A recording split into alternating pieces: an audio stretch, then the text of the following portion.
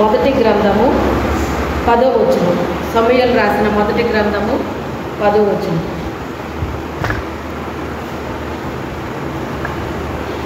ఒక దుఃఖాక్రాంతురాలై వచ్చి యెహోవా సన్నిధిని ప్రార్థన చేయుచు బహుగా ఏడ్చుచు, సైన్యములకు అధిపతులకు యెహోవా, నీ సేవకురాలైన నాకు కలిగి ఉన్న శ్రమను చూచి నీ సేవకురాలనైన నన్ను మరొక జ్ఞాపకం చేసుకొని నీ సేవకురాలనైన నాకు మగపిల్లను దయచేసిన ఎడల వారి తల మీదికి క్షౌరపు బట్టి ఎన్నటికీ రానియక వాడు బ్రతుకు దినములన్నిటను నేను వారిని యెహోవాకు నీకు అప్పగించునని మొక్కుబడి చేసుకునేది.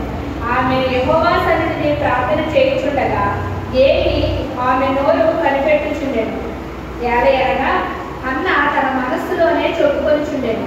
ఆమె పెదవులు మాత్రము కదులుచుండి ఆమె స్వరము వినబడకుండెను కనుక ఏలి ఆమె మత్తురాలై ఉన్నదనుకుని, ఎంతవరకు నీవు మత్తురాలవై ఉండువు, నీవు ద్రాక్షారసమును నీ యొద్ద నుండి తీసివేయమని చెప్పగా అన్న, అది కాదు నా ఏలినవాడా, నేను మనోదుఃఖము గల దానినై ఉన్నాను. నేను ద్రాక్షారసమునైనను మద్యమునైనను పానం చేయలేదు, కానీ నా ఆత్మను యెహోవా సన్నిధిని కుమ్మరించుకొనిచున్నాను.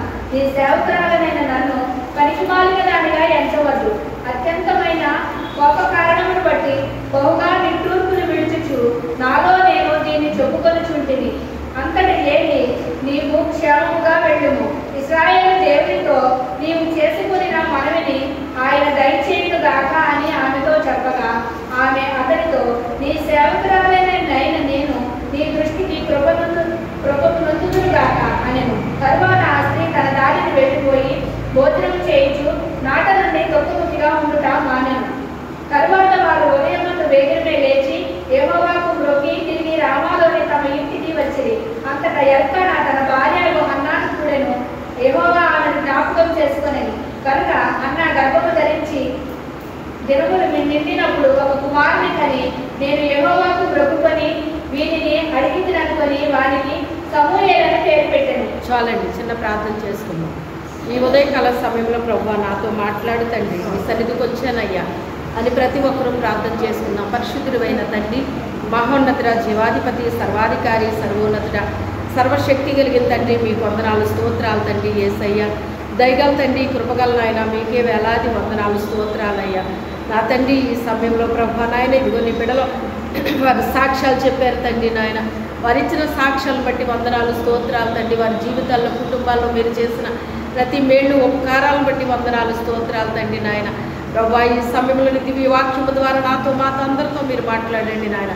ఈ వాక్యంలో ఉన్న గూఢమైన సంగతి, రహస్యమైన సంగతులు మీ రాజ్యమార్గాల్ని తెలియచెప్పు నాయన. ఈ దీనరాళ్ళు మరుగుపరిచి మాట్లాడుతండి నాయన. ప్రతి చెవి తెరవబడును గాక, ప్రతి హృదయం తెరవబడును గాక, ప్రతి మరోనేత్ర వెలిగించబడును గాక, నీ పరిశుద్ధాత్మ కార్యాలు బలముగా జరుగును గాక. పరిశుద్ధాత్మదేవ మీరే కార్యము చేయండి నాయన. ప్రభువా సాతాన క్రియలు లయపరచబడును గాక, నీ కార్యములు జరుగును గాక.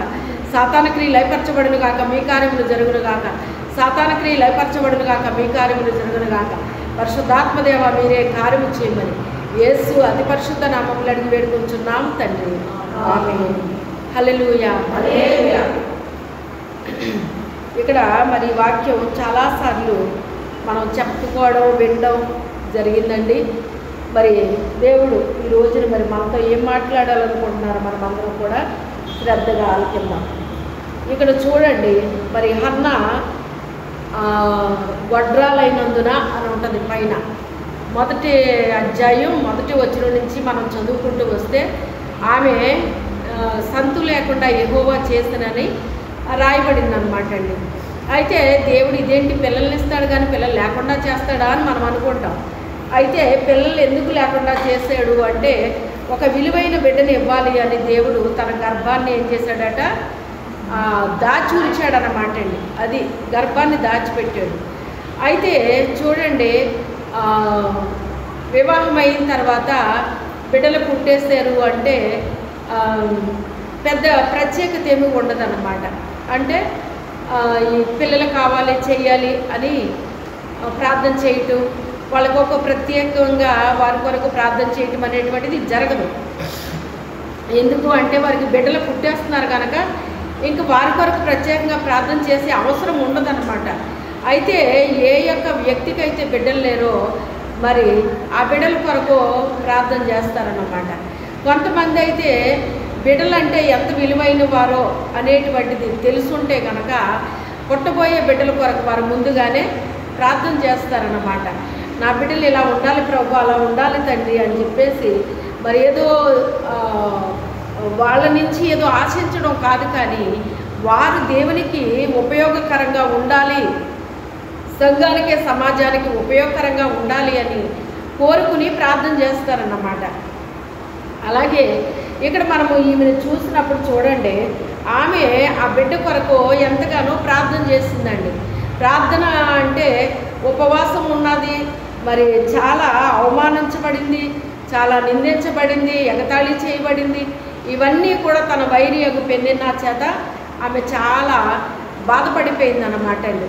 బాధపడిపోయి నాకు బిడ్డలు లేని కారణాన్ని బట్టే కదా ఇలా మాట్లాడుతున్నామే, నన్ను ఎంతగా టార్చర్ పెడుతుంది అని చెప్పేసి అనుకుంటూ ఆవిడ మరి ఉపవాసం ఉన్నట్టుగా దేవుని మందిరానికి వెళ్ళినట్టుగా అందరూ చక్కగా తిని త్రాగి సంతోషంగా ఉంటే ఆమె మాత్రం దుఃఖంతో దేవుని సన్నిధిలో ఏం చేస్తుంది, ప్రార్థన చేసుకుంటుంది అన్నమాట. ఏమంటుంది అంటే, ప్రభువా నాకే కనుక ఒక బిడ్డని ఇస్తే ఆ బిడ్డని నీ కొరకు నేను ఏం చేస్తాను, పెంచుతాను, నీకు ఇస్తాను ప్రభువా, నీ మందిరానికి నేను అప్పగించేస్తానయ్యా, నువ్వు ఎలాగా ఉపయోగించుకుంటావు ఆ బిడ్డని ఆ రీతిగా నువ్వు ఉపయోగించుకోతండి అని చెప్పేసి ఆవిడ మొక్కుకుందన్నమాట అండి.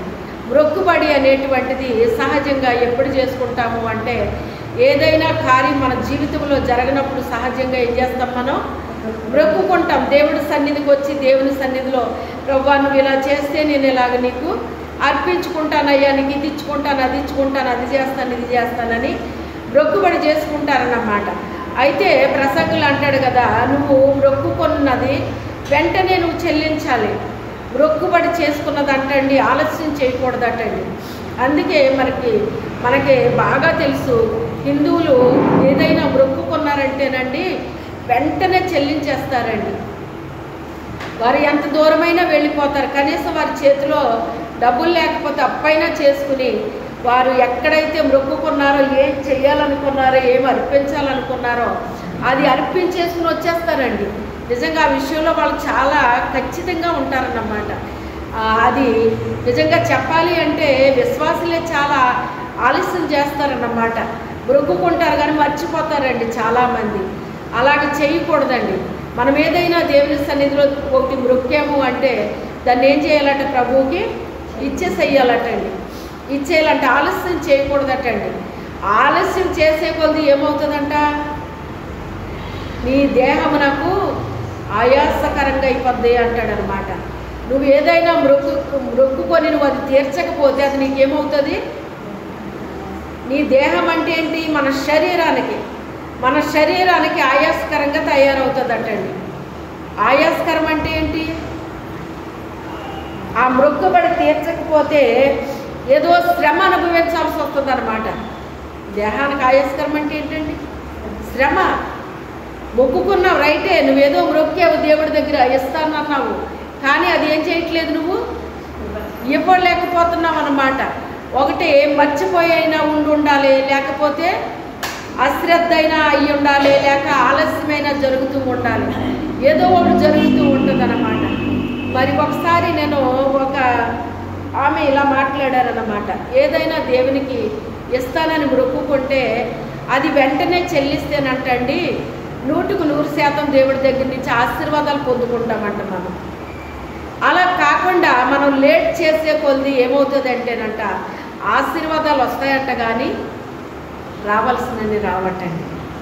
అంటే మనం ఎంత ఆలస్యం చేస్తున్నామో అంత పర్సెంటేజ్ తగ్గిపోతూ ఉంటుందటండి.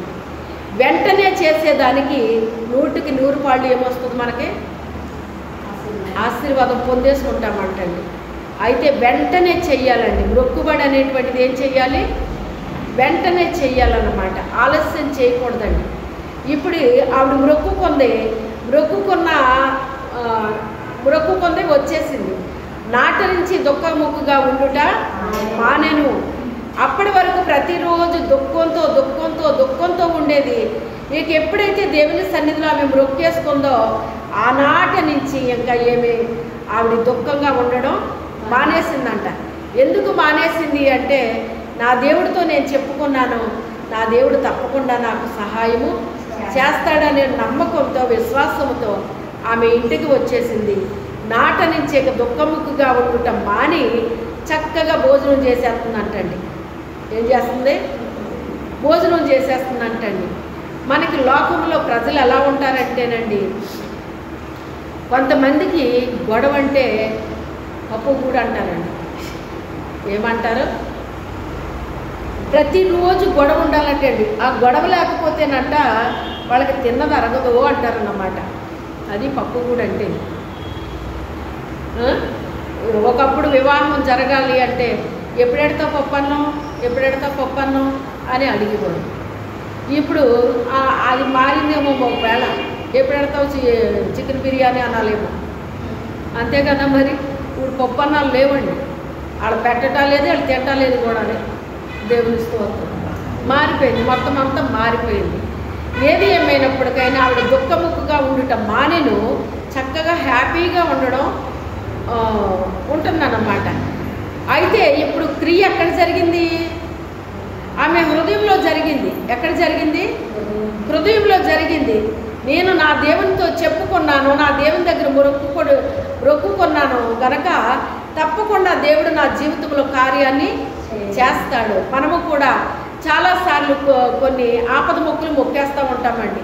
ఏం చేస్తాం? ప్రభువా నువ్వు ఇలా చేస్తే నేను ఇలా ఇచ్చేస్తాను, నీకు అలాగ ఇచ్చేస్తాను, అది చేసేస్తాను, ఇది చేసేస్తానని ఆపద మొక్కులు మొక్కేస్తూ ఉంటాం అన్నమాట అండి. అది తీరిపోగానే మర్చిపోతాం. ఇది మనిషికి ఉన్న గుణము, లక్షణం అన్నమాట అండి. అలాగే ఎప్పుడూ చేయకూడదండి. మనం తప్పకుండా మొదటగా ఏం చేయాలి? మనం అనుకున్నది చెల్లించేసేయాలన్నమాట. ఆమె మొక్కుకుంది, ఇంటికి వచ్చేసింది, దుఃఖం అంతా వదిలేసింది. ఇంకా హ్యాపీగా ఉంటుంది, తింటుంది, త్రాగుతుంది, హ్యాపీగా ఉంటుంది. ఆమెను ఎవరైతే హింసించారో ఆ హింసించిన వాళ్ళకి ఏమవుతుందంటే, ఇప్పుడు ఏం జరిగింది? ఎప్పుడు ఏడుస్తూ ఉండేది కదా, ఇప్పుడేంటి ఎంత హ్యాపీగా ఎలా ఉంటుంది మనిషి? అంటే నిన్ను ఏడిపించిన వారికి పిచ్చెక్కాలన్నమాట. నువ్వు సంతోషంగా ఉండడం చూసి, నువ్వు ఆనందంగా ఉండడం చూసి ఎవరైతే నిన్ను టార్చర్ పెట్టారో వాళ్ళు ఏమైపోవాలి? పిచ్చి పట్టినట్టు అయిపోవాలన్నమాట. ఏం జరిగింది వీళ్ళకి? ఏం జరిగింది? ఎందుకు అంటే నువ్వు చెప్పాల్సిన ఆయనకే చెప్పావు. నువ్వు చెప్పింది ఒక మనిషికి కాదు, దేవుడికి. ఆయన సృష్టికర్త. ఆయన గతంలో చాలాసార్లు చెప్తాను మీకు. మన దేవుడు ఎవరండి? ఆయన నరుడు కాదండి మాట మార్చడానికి. ఆయన దేవుడు. ఆయన మాట ఇచ్చాడంటే, నేను సర్వశక్తి కలిగిన దేవుణ్ణి, నేను సర్వశక్తి అంటే సర్వ విషయాల్లో కూడా శక్తి కలిగిన దేవుడు అండి ఆయన. ఒక దాంట్లో శక్తి ఉంటుంది, ఒక దాంట్లో శక్తి ఉండదు అనేటువంటిది ఏమి ఉండదు ఆయనలో. సర్వశక్తి అంటే సర్వ విషయాల్లో కూడా శక్తి కలిగిన దేవుడు ఆయన. ఒకటి చేయగలడు, ఒకటి చేయలేడు అనేటువంటిది ఏమి ఉండదండి. అన్నీ చేయగలడు ఆయన. నాకు అసాధ్యమైనది ఏదైనా కలదా అడుగుతున్నాడు ఆయన. దేవునికి అసాధ్యమైనది ఏమన్నా ఉంటుందండి? మనకు అసాధ్యమైనవి చాలా ఉంటాయి. మనుషులుగా మనకు అసాధ్యమైనవి చాలా ఉంటాయండి. కానీ దేవునికి అసాధ్యమైనది ఏమీ ఉండదు, ఏమీ ఉండదు. మన మీద మనకు నమ్మకం లేకపోవచ్చు, కానీ దేవుని మీద ఏం పెట్టుకోవచ్చు? మనం నమ్మకం పెట్టుకోవచ్చు. మనల్ని బట్టి మనం చూసుకుంటే ఏది మనం సాధించలేకపోవచ్చు, కానీ దేవుని బట్టి చూసుకుంటే ఏదైనా చేయగలం. ఏదైనా చేయగలమంటే ఎవరిని బట్టి చేయగలం? నన్ను బట్టి నేను కాదు, కానీ నా దేవుని బట్టి నేను సమస్తము చేయగలను అనే గొప్ప నమ్మకంతో మనం ఏం చేయాలంటే, దేవుని సన్నిధిలో నువ్వు ఏదైతే ప్రార్థించావో, ఏదైతే దేవుడిని అడిగావో, ఏదైతే దేవుడితో చెప్పుకున్నావో అది తప్పకుండా నా జీవితంలో దేవుడు జరిగించగలిగిన శక్తిమంతుడు, సమర్థుడని మనం నమ్మకంతో మనం ఏం చేయాలి? ఇంటికి వెళ్ళాలి. ఇంటికి వెళ్ళి నాట నుంచి ఇంకేమి మానేయాలంటే, మనం దుఃఖంగా ఉండడం మానేయాలి, విచారంగా ఉండడం మానేయాలి. ఇక గతంలో లాగా ఉండకూడదు. ఎవరైతే నిన్ను టార్చర్ పెట్టారో వారే సిగ్గుపడేటట్టుగా నువ్వు హ్యాపీగా ఉండాలన్నమాట.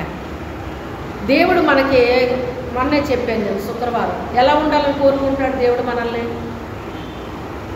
ఎలా ఉండాలని కోరుకుంటున్నాడండి? ఆనందంగా, సంతోషంగా, ఉల్లాసంగా, ఉత్సాహంగా ఉండాలి, ఆరోగ్యంగా ఉండాలి నా బిడ్డలను కోరుకుంటున్నాడా లేదా? సాతానుడు ఏం కోరుకుంటున్నాడు? దుఃఖంగా ఉండాలి, విచారంగా ఉండాలి, ఏడుస్తూ ఉండాలి, ఇలా ఉండాలి, అలా ఉండాలి అని చెప్పేసి వాడు కోరుకుంటూ ఉంటాడు. కానీ దేవుడు అలాగే ఎప్పుడు కూడా కోరుకోడండి. అందుకే దేవుని దగ్గర మనం చెప్పుకున్నప్పుడు ఇక మనం దుఃఖంగా ఉండాల్సిన అవసరత లేదు. సంతోషంగా, ఆనందంగా ఉండడం నేర్చుకోవాలి. అలా ఉండాలి మనం. సాతానికి ఏం పట్టాలి? పిచ్చి పట్టేటట్టు చెయ్యాలన్నమాట. ఏం జరిగింది ఈమెకి? ఏం జరిగింది ఈమెకి? మందిరానికి వెళ్ళేటప్పటికి ఏడుస్తూనే వెళ్ళింది కదా, తిరిగి వచ్చేటప్పటికి ఏం జరిగింది ఈమెకి? ఇలా అయిపోయింది ఏంటి అంటే, ఎప్పట్లాగే సూటిపోటి మాటలు మాట్లాడవచ్చు సాతానుడు, ఎప్పట్లాగే నిన్ను దుఃఖపెట్టవచ్చు సాతానుడు, ఎప్పట్లాగే నిన్ను దుఃఖానికి గురి చేసేసి, చింత విచారాలకి గురి చేసేసి, నిన్ను మానసికంగా నిన్ను చంపాలి అన్నదే సాతాను యొక్క ధ్యేయం. సాతాను యొక్క ధ్యేయం అదేనండి. కానీ దేవుడు మనల్ని అలా చెయ్యాలని, మనం అలా ఉండాలని కోరుకోవట్లేదు. అండి మనం ఎప్పుడు కూడా దేవునికి ఉపయోగకరమైన బిడ్డలుగా ఉండాలని, మనం ఆనందంగా, సంతోషంగా ఉండాలని, నెమ్మదిగా ఉండాలని కోరుకుంటున్నాడు ఆయన. ఉత్సాహంగా ఉండాలని కోరుకుంటున్నాడు. నా బిడ్డలు నా దగ్గరికి ఆనందంగా రావాలి, సంతోషంగా రావాలి, ఉత్సాహంగా రావాలి అన్నట్టుగా దేవుడు ఆశపడుతున్నాడండి. అయితే మనం ఎలా వెళ్దాం దేవుడి దగ్గరికి? ఎలా వద్దాం ఇంటికి? దుఃఖంతో వెళ్ళిన మనం ఎలాగ వెళ్ళాలి ఇంటికి? సంతోషంగా, ఆనందంగా వెళ్ళాలి. నువ్వు చెప్పాల్సింది చెప్పేసావు. ఎవరితో చెప్పావు? మనుషులతో చెప్పలేదు. నువ్వు ఎవరితో చెప్పావు? దేవుడితో చెప్పావు. రహస్యమందు చూచుచున్న నీ తండ్రి నీకు ఎలాగిస్తానంటున్నాడు? ప్రతిఫలాన్ని ఇస్తానంటున్నాడు. నువ్వు రహస్యంగా నీ హృదయంలోంచి చెప్పుకున్నావు నీ దేవుడికి. ఇప్పుడు మీరందరూ ప్రార్థన చేస్తారు, మోకరించి ప్రార్థన చేసుకుంటారు. మీరు పక్క ఆవిడ ఏం చేస్తుందా, ఎదురు ఆవిడ ఏం చేస్తుందా అని మీరు ఆలోచిస్తారా? ఆలోచించరు. మీ ప్రార్థన మీరు చేసుకుంటారు. మీకు ఏ ప్రార్థన అవసరమో, మీరు ఏం చెప్పాలనుకుంటున్నారో ఆయనతో అది మీరు చెప్పుకుంటారు. ఇక వేరే వాళ్ళ ప్రార్థనలు మీరు వినరు, వినాలని ఆశ ఉండదు మీకు. మీరు చెప్పుకోవాలనుకున్నది మీరు చెప్పుకుంటారు. అయితే రహస్యంగా మీ తండ్రికి మీరు చెప్పుకుంటున్నారో, పరలోకమందున మన తండ్రి మనకేమిస్తానంటున్నాడు? ప్రతిఫలాన్ని ఇస్తానంటున్నాడు, జవాబు ఇస్తానంటున్నాడు, నాకు మొర్రపెట్టి నీకు ఉత్తరం ఇస్తానంటున్నాడు. మనమేం చేస్తామంటే మనుషులకు మొర్రపెట్టుకుంటామండి. ఎలాగోలాగా ఇది చెయ్యండి బాబు, నాకు ఇవి ఒక్కటే చేస్తే చాలండి, నాకు ఇది ఒక్కటే నాకు ఇలాగుందండి, ఇది ఒక్కటే అలాగుందండి అని మనం ఏం చేస్తామంటే మనుషులకు మొరపెట్టుకుంటాం. మనుషులకు మొరపెట్టుకున్నంత కాలం మన జీవితంలో కరెక్ట్ అయింది పొందుకోలేమండి. మనం కరెక్ట్ అయింది పొందుకోలేము. ఎవరికి పెట్టాలి మొర? మన పరలోకపు తండ్రికి మొరపెట్టుకుంటే తప్పకుండా ఒక దినాన్ని మనకు ఆయన జవాబిస్తాడు. ఎప్పుడు ఇస్తాడు అనేటువంటిది మనకు తెలియదు, కానీ జవాబిస్తాడు. తప్పకుండా జవాబిస్తాడు ఆయన. జవాబిచ్చే దేవుడు ఆయన. ఆయన రాయో రప్పో కాదండి, మనం చెప్పింది వినపడకుండా ఉండడానికి. ఆయన జీవము కలిగిన దేవుడు, ఆయన జీవము కలిగిన తండ్రి, ఆయన మన తండ్రి. ఆయన మన మాట ఎందుకు విండు? ఆయన మనం మెల్లగా మాట్లాడినా ఆయనకు వినపడుతుంది. మన హృదయంలో అనుకున్నది కూడా ఆయనకు వినపడుతుంది. ఏదైనా ఆయనకు వినపడుతుంది. చెవులిచ్చిన ఆయనకు వినపడకుండా ఉంటుందా? మాటిచ్చిన ఆయనకు అర్థం కాకుండా ఉంటుందా? అన్నీ అర్థమవుతాయి. కనీసం ఏ ఉద్దేశంతో మూలుగు కూడా వింటాడటండి ఆయన. విన్నాడా లేదా? ఇశ్రాయేలీయులు ప్రార్థన చేసి ఇక చేయడానికి వాళ్ళకి శక్తి లేక అలసిపోయారండి, సొమ్మసిల్లిపోయారండి. సొమ్మసిల్లి వారికి బలమిచ్చేవాడు ఆయనే. కొన్ని పరిస్థితుల్లో మనం సొమ్మసిల్లిపోతామండి. అలసిపోయినట్టు అయిపోతామండి. ఇంకా ప్రార్థన చేసే శక్తి ఉండదు మనకి. అప్పుడే కార్యం జరిగిపోద్ది. తెలుసా మీకు? ప్రార్థన చేసి చేసి చేసి ఇంకేమైపోతాం మనం? అలసిపోయినట్టు అయిపోతామండి. అలసిపోయిన వారికి, సొమ్మసిల్లు వారికి బలమిచ్చువాడు ఆయనే. శక్తిహీనులకు బలాభివృద్ధి కలుగజేయువాడు ఆయనే. శక్తి అంట హీన దశకు వచ్చేసిందంట. దేవుడు ఏం చేస్తాడంటే అప్పుడు మనకి బలములో అభివృద్ధి ఇచ్చేస్తాడటండి. బలములో అభివృద్ధిని ఇస్తాడటండి. అంటే మన బలమంతా ఉపయోగించేస్తాం దేవుని కోసం.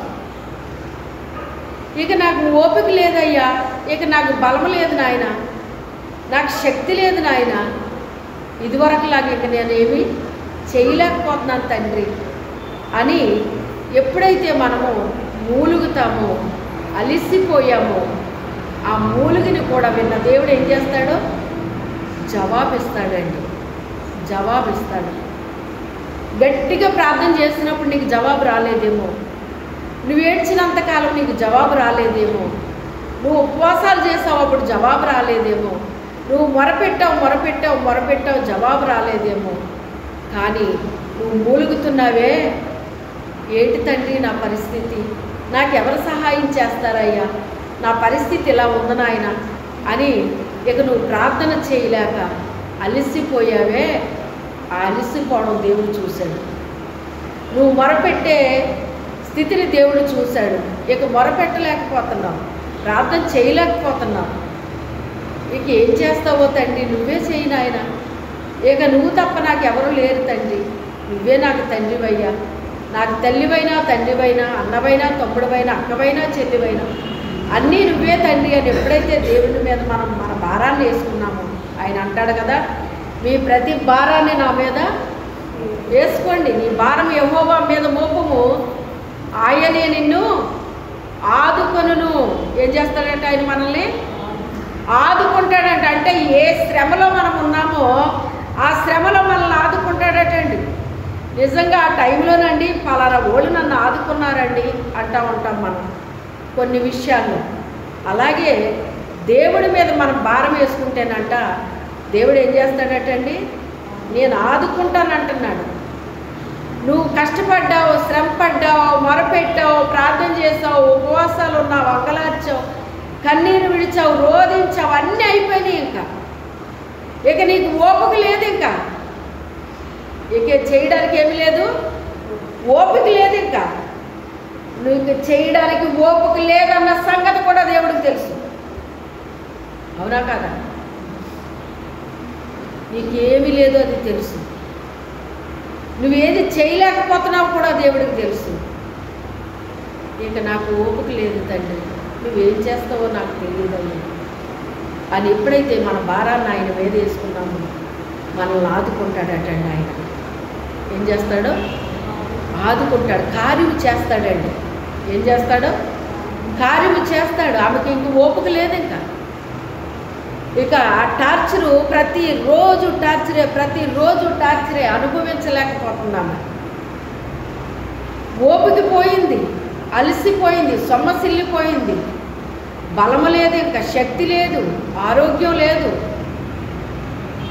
కానీ ఎప్పుడైతే దేవుని దగ్గర మూలుగులు విడుస్తుందో ఆ మూలుగులు దేవుడు ఏం చేస్తున్నాడట, వింటున్నాడట. ఏం చేస్తున్నాడు, వింటున్నాడు. ఇశ్రాయేలీయులు ప్రార్థన చేసి చేసి చేసి మీకు ప్రార్థన చేసే శక్తి లేదు, ఓపిక లేదు, మూలిగారండి. మూలిగినప్పుడు అప్పుడు దేవుడు ఏం చేశాడండి, కార్యం ప్రారంభించాడా లేదా? ఎవరిని పంపించాడు ఆయన? పంపించాడా లేదా? మొరపెట్టినప్పుడు వచ్చాడా మోషే? ప్రార్థన చేసినప్పుడు వచ్చాడా మోషే? ఎప్పుడు వచ్చాడు ఆయన? ఓపిక అంతా తగ్గిపోయింది, అలసిపోయారు, సొమ్మసిల్లిపోయారు. అప్పుడే ఎంటర్ అయ్యాడండి. అప్పుడు ఎవరో మోషే ఎంటర్ అయ్యాడు. అప్పుడు అతను కార్యం చేయడం ప్రారంభిస్తున్నాడు. ఇప్పుడు వీళ్ళు ఏమన్నా చేశారా?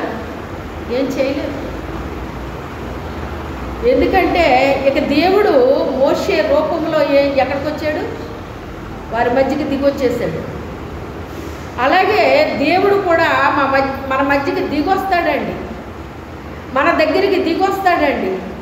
ఏ రూపంలో వస్తాడో మనకు తెలియదు. ఆయన ఏ రూపంలో నీ దగ్గరికి వస్తాడో నీకు తెలియదు. నా దగ్గరికి వచ్చింది మనిషే కదా నువ్వు అనుకుంటావు, వాళ్ళే కదా వీళ్ళే కదా నువ్వు అనుకుంటావు. వాళ్ళు వీళ్ళు కాదాళ్ళు. ఎవరు దిగొచ్చారు నీ దగ్గరికి? దేవుడే దిగి వచ్చాడు. దేవుడే దిగి వచ్చాడు. వచ్చి ఏం చేస్తున్నాడు? ఆయన ఏం చేస్తున్నాడు? కార్యం ప్రారంభించాడా లేదా? ప్రారంభించాడు. ఆ కార్యాలు చేయడానికి ఒక వ్యక్తికి తర్ఫీదుని ఇవ్వడానికి అంత టైం పట్టిందండి. ఒక వ్యక్తికి తర్ఫీదు ఇవ్వడానికి అంత టైం పట్టింది. మోషే ఐగుప్తు దేశంలో విలువిద్యలు నేర్చుకోవడానికి 40 సంవత్సరాలు పట్టిందంటండి. అక్కడి నుంచి మిద్యాను దేశం వెళ్ళి అక్కడ గొర్రెలు మేపడానికి 40 సంవత్సరాలు పట్టిందంట. పెద్ద గొర్రెల మంద అండి అది. ఏమన్నానే చిన్ని మంద అని ఉంటుంది అందులో, చిన్న గొర్రెల మంద. ఆ చిన్న మందని మేపేటట్టుగా దేవుడు చేశాడు. అంటే దేవుడు ట్రైనింగ్ ఎలాగిస్తున్నాడో చూడండి మోషే. ఎందుకంటే అతను మామూలు వాళ్ళ దగ్గర నిలబడే వ్యక్తి కాదండి. ఒక రాజు ఎదుట నిలబడాలి అతను, ఒక సవాలుగా నిలబడాలి అతను. ఒక రాజు ఎదుట సవాల్కరంగా నిలబడి సాధించాలి అంటే అతనికి ఎంత తర్ఫీదు అవసరమో మీరు ఆలోచన చేయండి. అందుకే తక్కువ తర్ఫీదు ఇవ్వలేదు అతనికి. 40 సంవత్సరాలు విలువిద్యలు నేర్చుకున్నాడట. ఐగుప్తు విలువిద్యలన్నీ నేర్చేసుకున్నాడటండి. నేర్చుకున్న తర్వాత అక్కడ ఉంచలేదు, మిద్యాన్ దేశం పంపేశాడు. అక్కడికి వెళ్ళిన తర్వాత అక్కడదంతా మళ్ళీ వేరుగా ఉంది, డిఫరెంట్గా ఉంది. అక్కడికి వెళ్ళి మళ్ళీ ఆ మందను మేపుతున్నాడు. అసలు నా పుట్టుక ఏంటి, నా జన్మ ఏంటి, నేను చేసేదేంటి, నా జన్మకి నేను చేసేదానికి ఏమన్నా సంబంధం ఉందా అనుకుంటున్నాడు ప్రతిరోజు. అతను ఏమనుకుంటున్నాడు? నా జన్మ ఏంటి, నేను చేసే పనేంటి, అసలు నా జన్మకి నేను చేసే పనికి ఏమైనా సంబంధం ఉందా ఏంటి?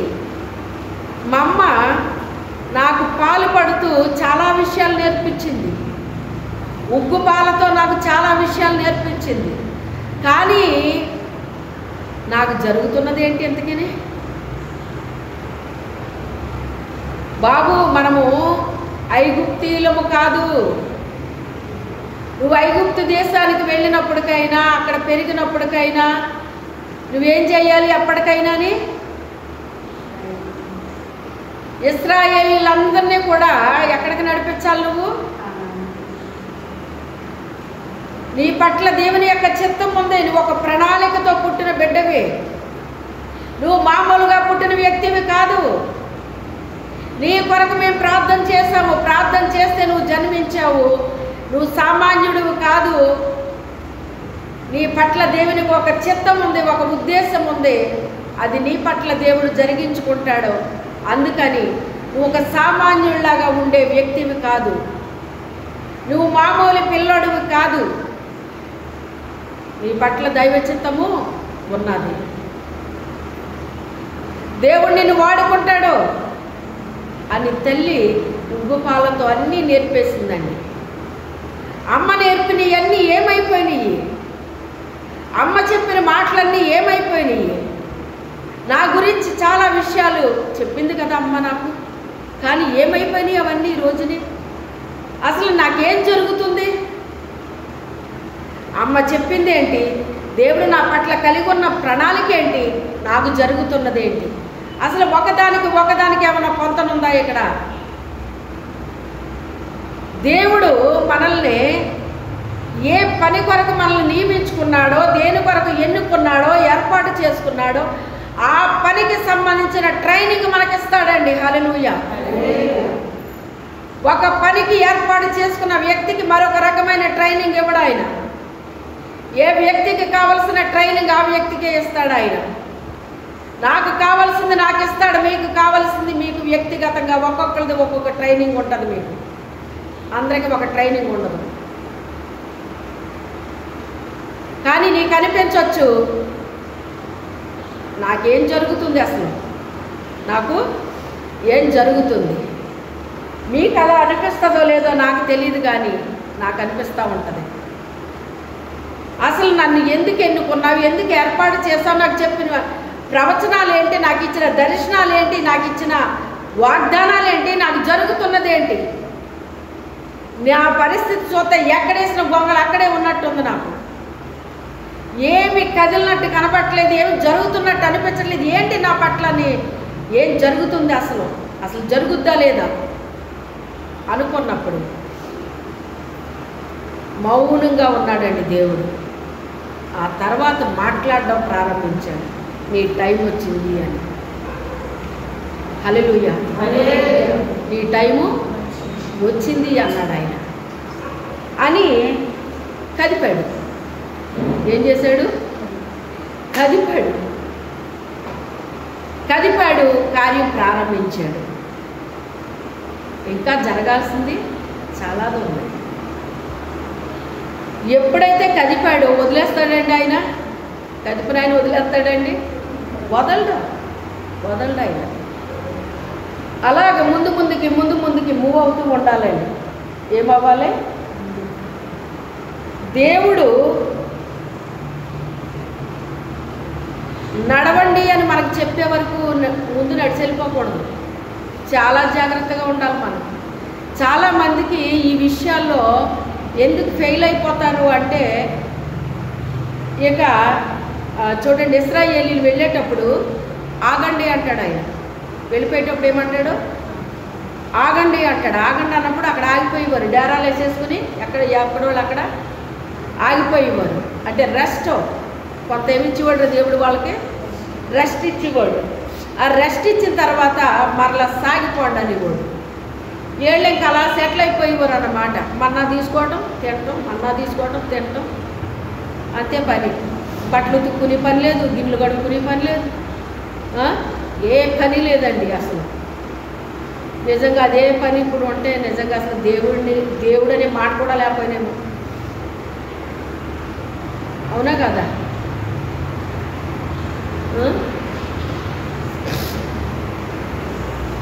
ఇక నడండి అని కూడా ఆయన, లేవండి ముందుకు సాగండి అని కూడా.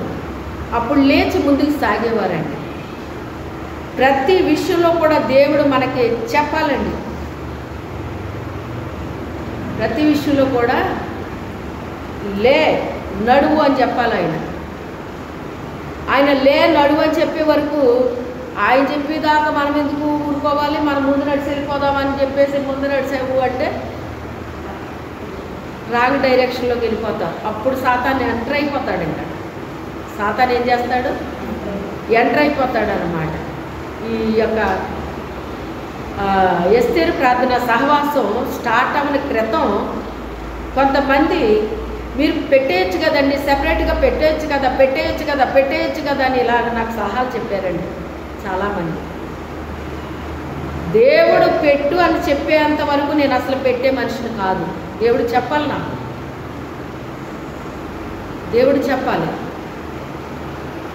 అమ్మ ఇది సొంత పని కాదు, ఇది సొంత పని అయితే జరిగితే జరుగుతుంది, లేకపోతే లేదు, ఏదోటి అయిపోద్ది, ఆ నష్టం భరించవచ్చు. కానీ దేవుని పని అలా చేసేది కాదు. ఇది దేవుడి నుంచి వచ్చే నష్టం దెబ్బ అలాగేలా ఉండదండి. దేవుడు నాకు చెప్పాలి. ఇంకేంటండి అన్నీ బాగానే చేస్తున్నాను కదా, స్టార్ట్ చేసేయండి మీరు అని చాలామంది నన్ను ప్రోత్సహించారు. అంటే నన్ను చూస్తే వాళ్ళకి అలా అనిపించింది, ఈవిడ స్టార్ట్ చేస్తే బాగుంటుంది అని. వారికి అనిపించవచ్చు, కానీ నా దేవుడు నువ్వు స్టార్ట్ చేయని చెప్పాలి కదా నన్ను. ఏ దేవుడు నన్ను పుట్టించుకున్నాడో, ఏ దేవుడు నాకు తర్ఫీదునిచ్చాడో, ఏ దేవుడు నన్ను వాడుకోవాలనుకుంటున్నాడో ఆయన నుంచి నాకేం రావాలి? కాల్ రావాలి. అప్పటి వరకు నేను అడుగు ముందుకి వేయలేదండి. చాలా ఒత్తిడి చేశారు నన్ను. ఎందుకు మీరు ఆలోచిస్తున్నారు, ఎందుకు మీరు ఆలోచిస్తున్నారు, మీరు మొదలు పెట్టొచ్చు కదా అని చాలా ఒత్తిడి జరిగింది నా మీద. ఎంత ఒత్తిడి చేసినా ఇంచెత్తు కూడా నేను కదలలేదు. దేవుడి నుంచి రావాలి, నాకు దేవుడి నుంచి వస్తే అప్పుడు నేను ప్రారంభిస్తాను తప్ప దేవుడి నుంచి రానంత వరకు నేను అడుగు తీసి అడుగు వేయను అన్నాను. అప్పుడు దేవుడు చెప్పాడు, ఇక నువ్వు ప్రారంభించు అన్నాడు. ఆయన ప్రారంభించు అన్నాడు. తర్వాత ప్రారంభం జరిగింది. అప్పుడు ఒకటే చెప్పడం మొదలుపెట్టాడు ఆయన. అది చెప్పిన తర్వాత అది చేయడం ప్రారంభించాను. దేవుడు విజయాన్ని ఇచ్చాడు. హల్లెలూయా. దేవుడు చెప్పినప్పుడు ఇక మనం ఆలస్యం చేయకూడదు, ప్రారంభం అవ్వాలి. ఇది ఎలా ఉంటుంది అంటే దేవుడు చెప్పనంత వరకు చాలా ఉత్సాహంగా ఉంటుంది, చెప్పిన తర్వాత చాలా నీరసంగా ఉంటుంది. అర్థమైందా? ఊరు వెళ్దాం అనేటప్పటికి ఇంట్లో ఉన్న ఎవరికి ఉత్సాహం వస్తుంది?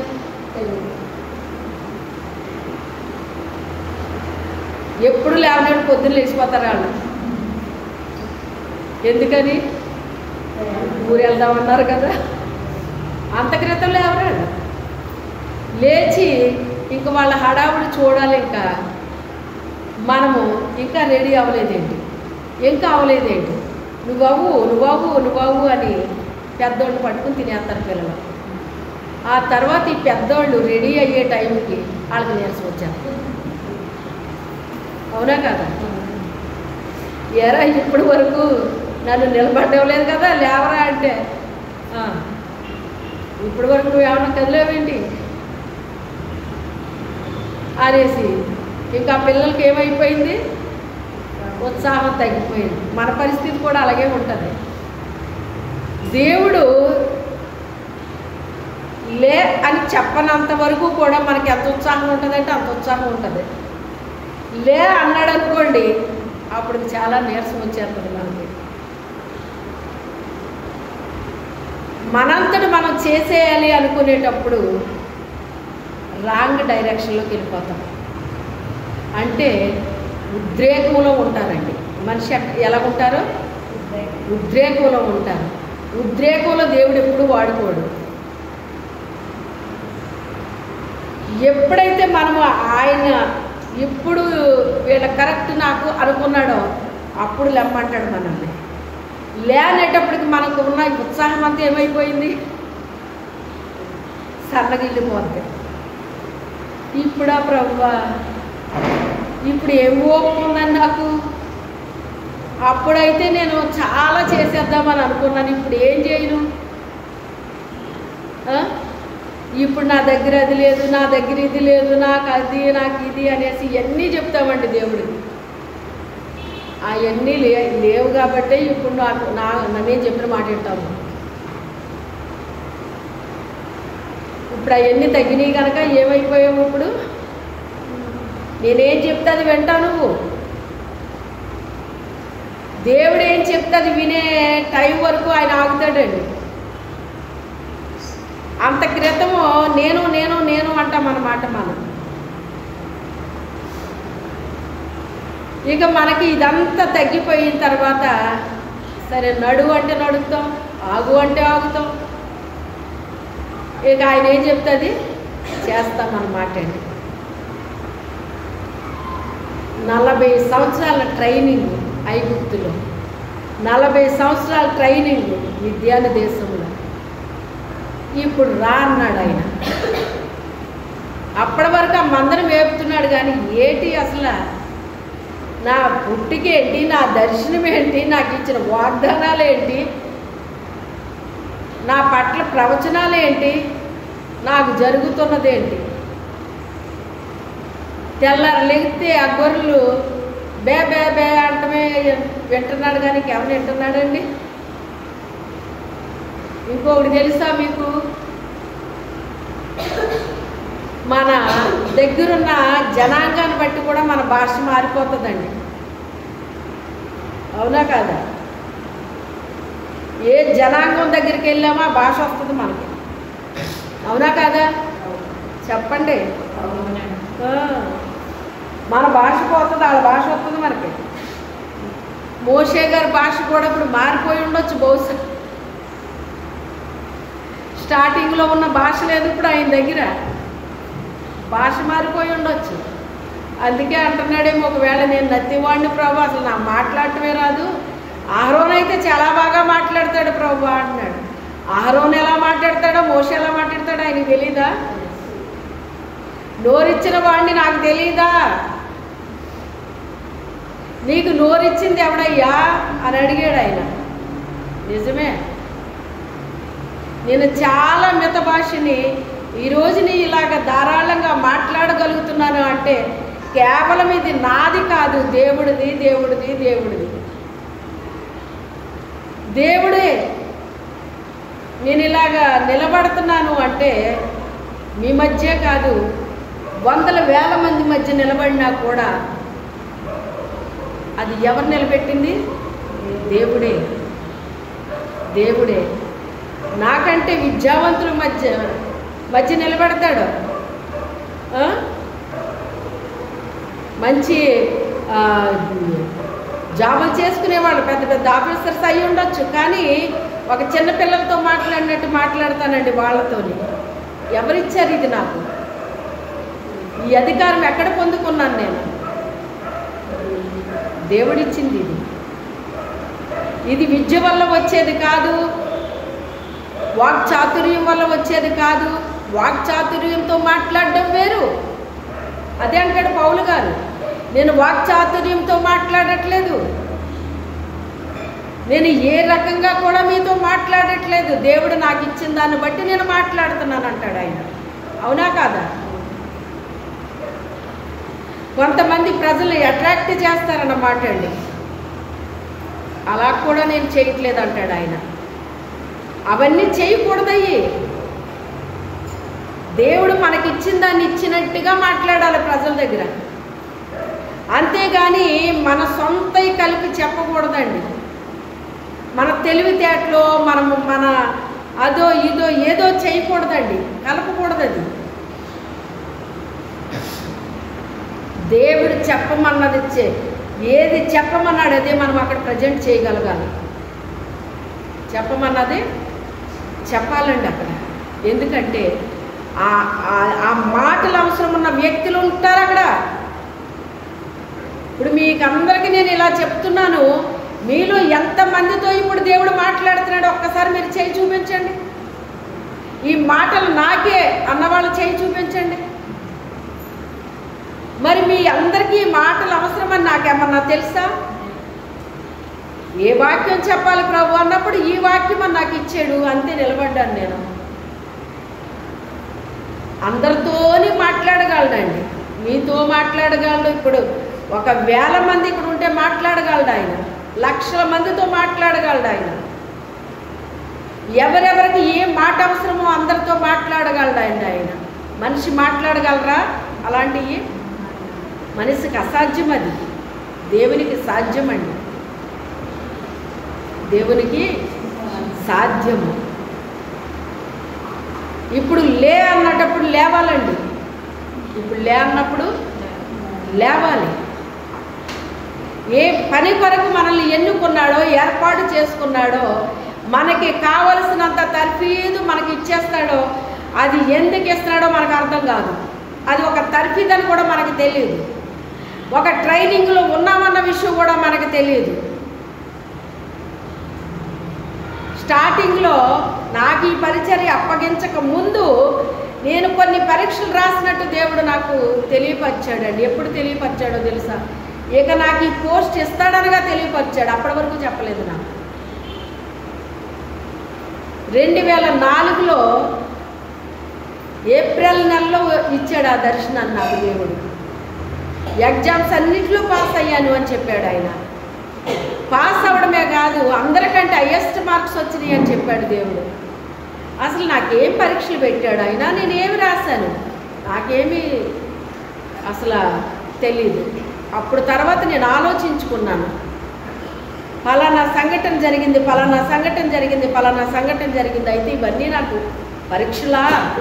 దేవుడు నన్ను పరీక్షించాడా ఇలాంటి విషయాల్లో నన్ను పరీక్షించాడా దేవుడు అని నాకు అప్పుడు నేను ఆలోచించుకున్నాను అన్నమాట. ఇప్పటికే కొన్ని నాకు గుర్తొస్తూ ఉంటాయి, నన్ను పరీక్షించిన విధానాలు నాకు గుర్తొస్తూ ఉంటాయండి. ఒక విలువైంది మన చేతికి అప్పగిస్తున్నాడు దేవుడు అంటే మనము కూడా అంత విలువగా ఉండాలన్నమాట. మనం కూడా అంత విలువగా దేవుడికి కనపడాలి. మనం మనుషులకి కనిపించినా కనిపించకపోయినా దేవునికి మనం కనిపించాలి. మన పైన టెస్టింగ్లు పెడతాడు ఆయన, పరీక్షలు చేస్తూ ఉంటాడు. నేను ఏ విషయంలో పరీక్ష చేస్తున్నాడో నీకు తెలీదు, కానీ మన బుద్ధి మంచిదైతే ఆ పరీక్షలో గెలుస్తాం. హల్లెలూయా.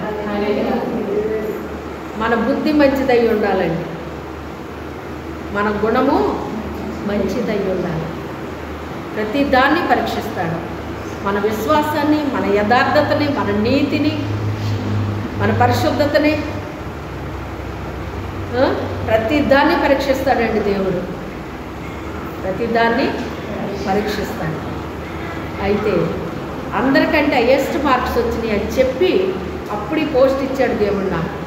అప్పుడు ఈ పోస్ట్ ఇచ్చాడండి. ఈ పోస్ట్ ఇచ్చాడు. ఏదో సాదా సీదాగా ఇచ్చేస్తాడేమో దేవుడు అనుకుంటున్నారు. సాదా సీదాగా వచ్చే ఉద్యోగాలు వేరండి.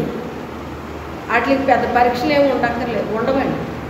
ఇప్పుడు వాచ్మెన్కి ఏమైనా పరీక్ష అవసరమా చెప్పండి, పోనీ చెప్పండి, పరీక్ష అవసరమా? అతనికి ఉండాల్సింది ఏంటి అంటే నమ్మకంగా అతను అక్కడ కాపలా కాయాలి.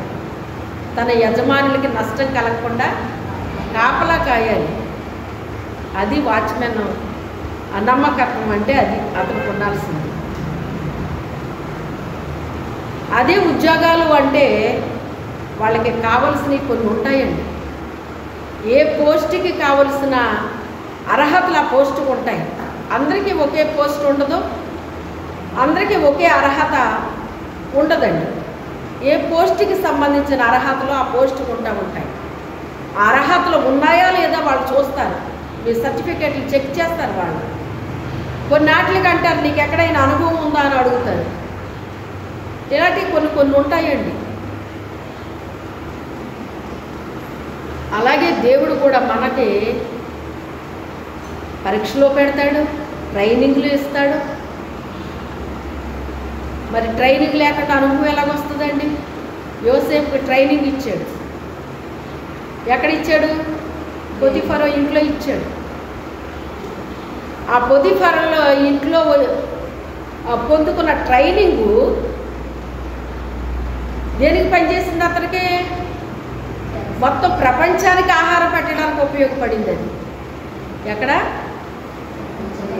ఒక్క ఇంట్లో నేర్చుకున్న ట్రైనింగు మొత్తం ప్రపంచానికి ఆహారం పెట్టడానికే. బుద్ధిమంతులకండి ఒక్క మాట చాలండి, లోతుగా నాటుకుంటుందట. బుద్ధి లేని వాళ్ళకి 100 దెబ్బలు కొట్టినా వాళ్ళకి ఏమి అనిపించదట. కానీ బుద్ధి కలిగిన వారికి ఒక్క మాట అంటేనంట అది ఎక్కడ నాటుకుంటుందట అండి? లోతుగా నాటుకుంటుందట. అంటే దాని అర్థం ఏంటి? వాళ్ళ లైఫ్లో మర్చిపోరు ఇంకా మాటని.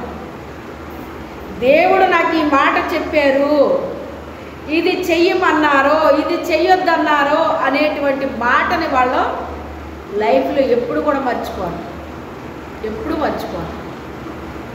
అలాగే బుద్ధి ఉండడం అనేటువంటిది లేకపోవడం అనేటువంటిది అది దేవుడు గమనిస్తాడండి. బుద్ధి కలిగిన వాళ్ళ యొక్క పనులు వేరేగా ఉంటాయి, బుద్ధి లేని వారి యొక్క పనులు వేరేగా ఉంటాయి. ఒక విలువైన పనిని అప్పగించాలి అంటే వాళ్ళ బుద్ధిమంతులై ఉండాలి. ఏముండాలి? వాళ్ళ బుద్ధిమంతులై ఉండాలండి. బుద్ధిలో లోపం ఉండకూడదు. అసలు బుద్ధిహీనత అనేటువంటిది ఉండకూడదు వాళ్ళ దగ్గర. చూడండి, ఆ మోషే గారికి తల్లిచ్చిన తర్ఫీదు పనిచేసిందా లేదా? ఎప్పుడు పనిచేసిందండి? 80 సంవత్సరాలకే అతను బయటకు వచ్చాడండి. పరిచర్య చేయడానికి ఎప్పుడు వచ్చాడు? 80 సంవత్సరాలకు వచ్చాడు. 80 సంవత్సరాలు వెయిటింగ్ ఎవరన్నా చేయగలరా చెప్పండి? ఎంత కష్టమో మీరు ఆలోచించండి. అసలు మనం అనుకున్నది వెంటనే జరగకపోతే మనకి ఎంత నిరుత్సాహం అండి. మరి ఎలా పొందుకుంటాం దేవుడి దగ్గర? మనం ఏదైనా పొందుకోవాలంటే ఎలా పొందుకుంటాం? వెయిటింగ్ ఉంటుంది. ఎంత వెయిటింగ్ ఉందో అంత ఏదో మనకు అప్పచెప్పబోతున్నాడు దేవుడు. మనకి ఒక విలువైన మన చేతికి ఇవ్వాలి అంటే అంత తర్ఫీదుని ఇచ్చేస్తాడండి ఆయన. అంత విలువైన మోషే గారు ఒక అనామకుల్లాగా బతకాల్సి వచ్చిందండి. ఎక్కడ? మిద్యాను దేశంలో. ఐగుప్తు దేశంలో విలువిద్యులన్నీ నేర్చేసుకున్నాడండి. ఎంత జ్ఞానం కలిగిన వాడంటే మోషే గారు, నా ఇల్లంతట్లో నమ్మకస్తుడని దేవుడు అతని గురించి సాక్ష్యం చెప్పాడు అంటే ఎంత కెపాసిటీ అతనికి ఉందో మీరు ఆలోచన చేయండి. ఎంత తర్ఫీదు దేవుడు అతనికి ఇచ్చాడో మీరు ఆలోచన చెయ్యండి. అంటే నేను చేస్తే ఇక మోషే చేసినట్టే, మోషే చేస్తే నేను చేసినట్టే అన్నట్టుగా అయిపోయాడండి మోషే. దేవుడు చెప్పిందే తప్ప దేవుడు చెప్పంది ఏదైనా చేశాడా? ఆయన ఒక్కటి చేశాడండి. బండతో మాట్లాడు అంటే బండను కొట్టాడు. అంటే బండను కూడా ఎందుకు కొట్టాడంటేనంట, ఆ సముద్రానికి కర్రను చూపించాడటండి. అదే ఇక్కడ ప్రయోగించాడంట. బండ కదా కొడితే వచ్చేస్తాయేమో నీళ్ళు అనుకున్నాడటండి. ఆ బండ క్రీస్తే అని రాశాడు హెబ్రీ పత్రికలో పౌలు గారు. నా కొడుకు నువ్వు కొడతావా? అది బండ కాదు నా కొడుకు అని నువ్వు అక్కడ ఆ మెరీబా జలముల యొద్ద నువ్వు నన్ను మహిమపరచలేదు, అందుకే కనాను దేశాన్ని నీకు చూపిస్తాను కానీ అక్కడ ప్రవేశించవు నువ్వు అన్నాడు ఆయన. చూసారా? కోపం వచ్చిందంట దేవుడు. ఎంత తెలిసిన వాళ్ళైనా కూడా ఇలా అయ్యుండొచ్చు అనుకునే అవకాశం ఉందటండి. కావాలని తప్పు చేయలేదు ఆయన. పొరపాట్లు జరుగుతాయండి. కొన్ని ఏం జరుగుతాయి? పొరపాట్లు జరుగుతాయండి. కానీ పొరపాటు జరిగినప్పటికైనా వాళ్ళు వెంటనే ఒప్పేసుకుంటారండి. తన తప్పులు కప్పుకోరు కానీ అయ్యో పొరపాటు అయిపోయిందయ్యా క్షమించయ్యా అని ఒప్పేసుకుంటారటండి. ఒప్పేసుకుంటారట. అలాగే ఐగుప్తు దేశంలో ఎవరో యోసేపుని చూసినప్పుడు ఆయన అక్కడ తర్ఫీదైపోయాడు. ఆయన కూడా పొతిఫర్ ఇంట్లో తర్ఫీదైపోయాడు. అలాగే సమూయేలు ఎక్కడైపోయాడు తర్ఫీదు? ఏలీ యొక్క దగ్గర మందిరంలో తర్ఫీదైపోయాడు ఆయన. వాళ్ళు ఎంత ఘనమైన సేవలు జరిగించారో మీరు ఆలోచన చేయండి. మన జీవితాల్లో కూడా మన పట్ల దేవుని చిత్తం ఏదై ఉందో ఒక ప్రార్థనాపూర్వకంగా మనం పుట్టాము అంటే సామాన్యంగా దేవుడు మనల్ని వాడుకోడండి. మన పట్ల ఏదో దేవుని చిత్తం ఉంటుంది. అప్పటి వరకు దేవుని పిలుపు వచ్చేంత వరకు మనకు అనిపిస్తుంది ఏదో ఒక అనామకుల్లో బతికేస్తున్నాం అనిపిస్తుంది. అందరూ బతుకుతున్నారు, మనం బతుకుతున్నాం. అందరికీ వస్తున్నాయి, మనకు వచ్చేస్తున్నాయి. నాకు ఇంకేమీ లేదేమో నా పట్ల, ఇంక ఇంతేనేమో అనుకునేటట్టుగా అనిపిస్తుంది మన పరిస్థితి. లేదు లేదు, ఒక టైం వస్తుంది. ఆ టైంలో లే అంటాడనమాట ఆయన. ఏమంటాడు ఆయన?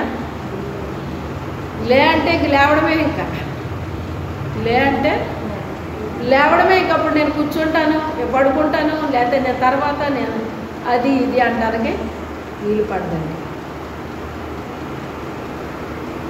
ట్రైనింగ్లు ఇచ్చాడు అంటే ఊరికి మనకి ఇవ్వడండి. ఊరికి ఇవ్వడు. ఏ పనికి ఏ ట్రైనింగ్ అవసరం అదే మనకి ఇచ్చేస్తాడు ఆయన. నాకు ఇచ్చిన ట్రైనింగ్ మీకు ఉండదు, మీకు ఇచ్చిన ట్రైనింగ్ నాకు ఉండదు. ఎవరితో వాళ్ళదే. అయితే ఈరోజు నీతో పరిశుద్ధాత్మ దేవుడు నాతో మాట్లాడేది మనకివ్వబడిన ట్రైనింగ్ ప్రకారంగా మనల్ని ఆయన ఏం చేస్తాడు?